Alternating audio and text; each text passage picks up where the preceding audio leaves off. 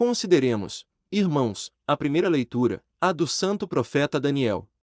Nela, ouvimo-lo rezando e nos surpreendemos ao vê-lo não só confessar os pecados de seu povo, mas também os seus próprios.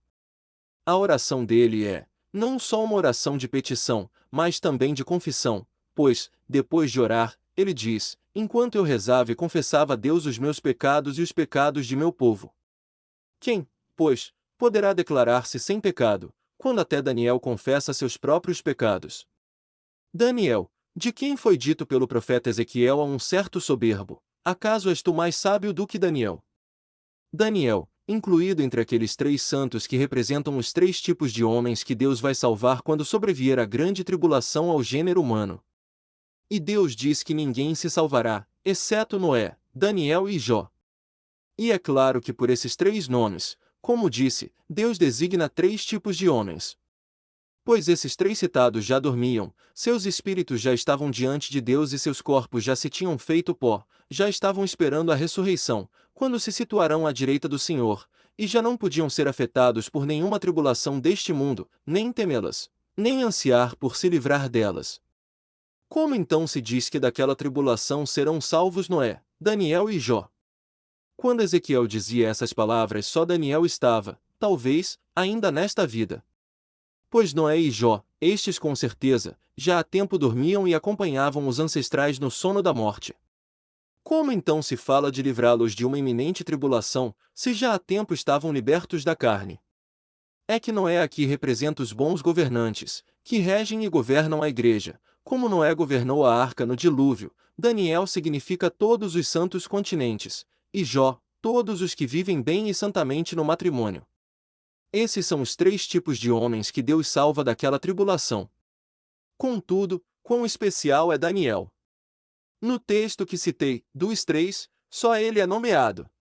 E, no entanto, ele confessa seus pecados. Quando até Daniel confessa seus pecados, que soberba não estremecerá, que vaidade não se esvaziará, que arrogância não se coibirá. Quem se gloriará de ter um coração puro, de estar limpo de pecado? E os homens se admiram, e oxalá ficassem só na admiração, ao invés de também blasfemarem, quando Deus corrige o gênero humano e envia o misericordioso flagelo do castigo, para que os homens se emendem antes do dia do juízo.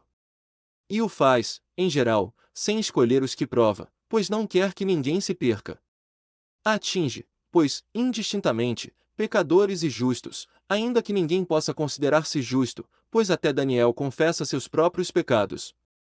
Irmãos, líamos há alguns dias uma passagem que, se não me engano, chamou-nos muito a atenção. É aquela passagem do Gênesis em que Abraão pergunta ao Senhor se pouparia a cidade se nela encontrasse 50 justos ou se, pelo contrário, a perderia com eles. O Senhor lhe responde que, se encontrar 50 justos, poupará a cidade. E Abraão prossegue interrogando a Deus sobre o caso de serem 5 a menos, 45. Deus responde que pouparia a cidade por causa desses 45. E assim vai Abraão interrogando a Deus, diminuindo pouco a pouco, até chegar a 10, e pergunta ao Senhor se, havendo 10 justos na cidade, ele os perderia com a incontável multidão dos maus ou se por causa desses 10 justos pouparia a cidade. Deus responde que também por 10 justos não se perderia a cidade. Que vamos dizer, então, irmãos? Temos diante de nós uma questão grave e importante, especialmente porque somos insidiosamente interpelados por homens que leem a Escritura com espírito ímpio e dizem, principalmente a propósito da recente devastação de Roma, será que havia em Roma 50 justos? Ora, irmãos, será que entre tantos fiéis, tantas religiosas, tantos homens e mulheres dedicados ao serviço de Deus, não se podia encontrar 50 justos, nem 40, nem 30, nem 20, nem 10? Sendo isto inverossímil, por que então Deus não poupou a cidade por causa de 10 justos? A Escritura não engana o homem, se ele não se engana. Trata-se aqui de justiça e Deus responde pela justiça, trata-se do homem que é justo segundo a medida divina e não segundo a medida humana. E respondo prontamente. Das duas, uma, ou Deus encontrou o número de justos e poupou a cidade, ou, se ele não poupou a cidade, é porque não encontrou justos. Mas, respondei-me, será assim tão evidente que Deus não poupou a cidade? Eu mesmo respondo, a meu ver, muito pelo contrário. A cidade não foi destruída como foi Sodoma. Quando Abraão interrogou a Deus, era a existência de Sodoma que estava em jogo. E Deus disse, não destruirei a cidade, mas ele não disse, não castigarei a cidade. Sodoma não foi poupada, perdeu-se. O fogo consumiu-a totalmente, sem esperar o dia do juízo, ele fez com ela o que tem reservado para os outros maus no dia do juízo. Ninguém escapou de Sodoma, não sobrou nada dos homens, nem dos animais, nem das casas, tudo foi consumido pelo fogo. Este foi o modo pelo qual Deus perdeu a cidade. Já quanto à cidade de Roma, é tudo diferente. Muitos delas saíram e depois voltaram, muitos permaneceram e escaparam à morte e muitos ficaram incólumes por terem se refugiado nos santuários. Mas, objetar-me-eis, muitos foram levados como prisioneiros. Respondo, tal como Daniel, não em castigo próprio, mas para consolo de outros prisioneiros. Mas, podeis me arguir, muitos foram mortos. Respondo, o mesmo aconteceu com o sangue derramado pelos santos profetas, desde Abel a Zacarias, assim também foram tratados tantos apóstolos e até o próprio Senhor dos profetas e dos apóstolos. Mas, objetar-me-eis ainda, não foram muitos torturados com terríveis tormentos? Respondo, será que tanto como Jó? Não, irmãos, não nego o que ocorreu em Roma. Coisas horríveis nos são anunciadas, devastação, incêndios, rapinas, mortes e tormentos de homens. É verdade. Ouvimos muitos relatos, gememos e muito choramos por tudo isso, não podemos consolar-nos ante tantas desgraças que se abateram sobre a cidade. No entanto, meus irmãos, que vossa caridade preste especial atenção às minhas palavras. Ouvimos a leitura do santo Jó, que perdeu tudo, os bens e os filhos. E até a própria carne, a única coisa que lhe restava, não lhe ficou sã, mas coberta por uma chaga da cabeça aos pés. Ele sentava-se no esterco, com as feridas podres, sofrendo a corrupção do corpo, cheio de vermes, torturado por tormentos insuportáveis. Se nos tivesse sido anunciado que toda a cidade de Roma, vejam bem, a cidade toda, esteve sentada como Jó, sem nadação, com uma chaga terrível, comida pelos vermes, podre como os mortos, não seria isto mais grave do que aquela guerra? Penso que é mais tolerável sofrer a espada do que os vermes, jorrar o sangue do que destilar a podridão.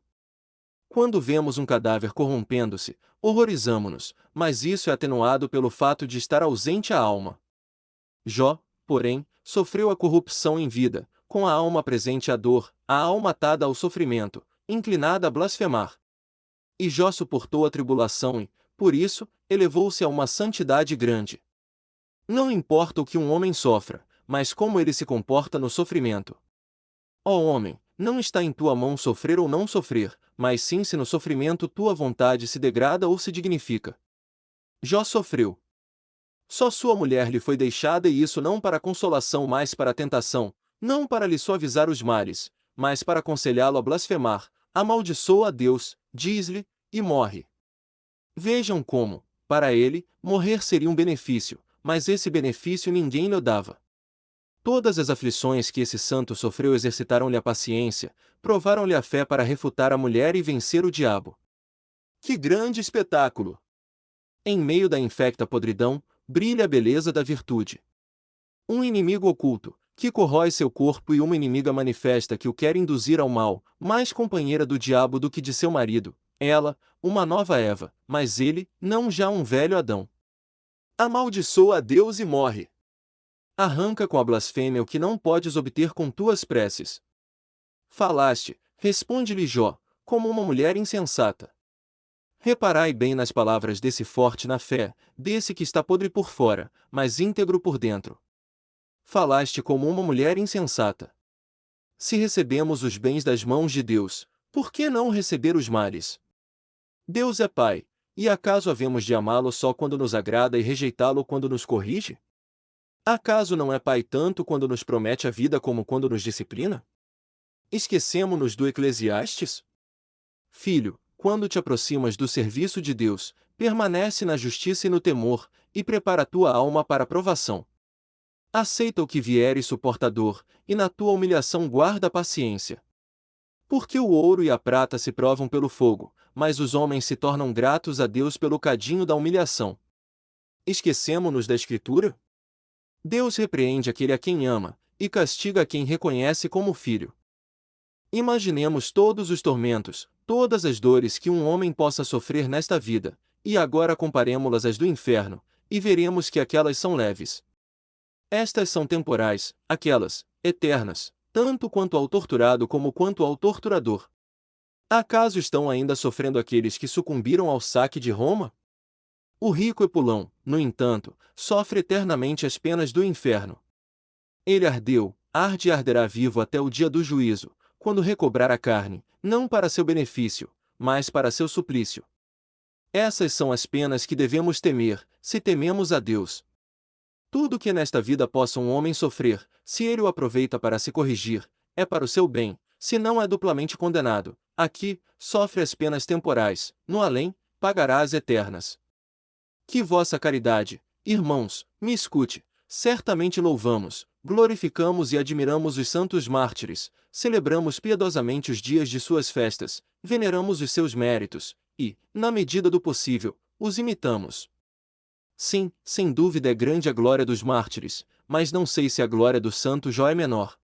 Ainda que a Jó não fosse dito, oferece incenso aos ídolos, sacrifica aos deuses estrangeiros, nega a Cristo, foi-lhe dito, no entanto, blasfema de Deus. Não que lhe tenha sido proposto, se blasfemares não terás mais essa podridão e tua saúde voltará, mas sim, se blasfemares, dizia aquela mulher inepta e insensata, morrerás, e morrendo, não terás já tormentos. Como se ao que morre blasfemando não lhe sobreviesse a dor eterna. Aquela mulher fátua tinha horror à podridão presente, mas não considerava o fogo eterno. E Jó suportava aqueles males presentes, evitando cair nos futuros. Guardava o coração dos maus pensamentos, a língua, da maldição, conservava a integridade da alma na podridão do corpo. Via do que escapava no futuro e assim suportava o que sofria. É desse modo, sim, é desse modo que todo cristão, quando padece aflições corporais na vida presente, deve considerar a geena e reparar em quão leve é o que sofre. Não murmure contra Deus, não diga, que te fiz eu, ó Deus, por que estou sofrendo? Antes diga o que disse Jó, embora ele fosse santo, encontraste todos os meus pecados e os reunistes diante de ti. Não ousou proclamar-se sem pecado quando sofria, não para ser punido mas para ser aprovado. Também assim fale cada um quando padecer. Ah! Se nossos olhos pudessem ver as almas dos santos que nessa guerra foram mortos, veríeis como Deus poupou a cidade. Pois milhares de santos descansam em paz, felizes, e dizem a Deus, nós vos damos graças porque nos livrastes das tribulações da carne e dos tormentos. Nós vos damos graças porque já não tememos os bárbaros, nem o diabo, nem a fome, nem a tempestade, nem os inimigos, nem os tribunais perseguidores da fé, nem os opressores. Estamos mortos na terra, mas imortais ante vós, salvos no vosso reino, por graça vossa e não por mérito nosso. Qual a cidade que, em sua humildade, fala desse modo? Ou porventura considerais que uma cidade é feita de pedras e de paredes? A cidade são os homens e não as casas. Se Deus tivesse dito aos habitantes de Sodoma, fugi, pois vou incendiar este lugar, não lhes atribuiríamos mais mérito se fugissem e o fogo do céu destruísse somente suas muralhas e suas casas? Não teria Deus poupado a cidade, se os cidadãos tivessem escapado aos efeitos devastadores daquele fogo? Oxalá tivéssemos um saudável temor e refreássemos a má concupiscência sequiosa do mundo, que apetece o gozo volúvel do que é pernicioso, perante os sinais com que Deus nos mostra a instabilidade e a caducidade de todas as vaidades do mundo e da mentira de suas loucuras.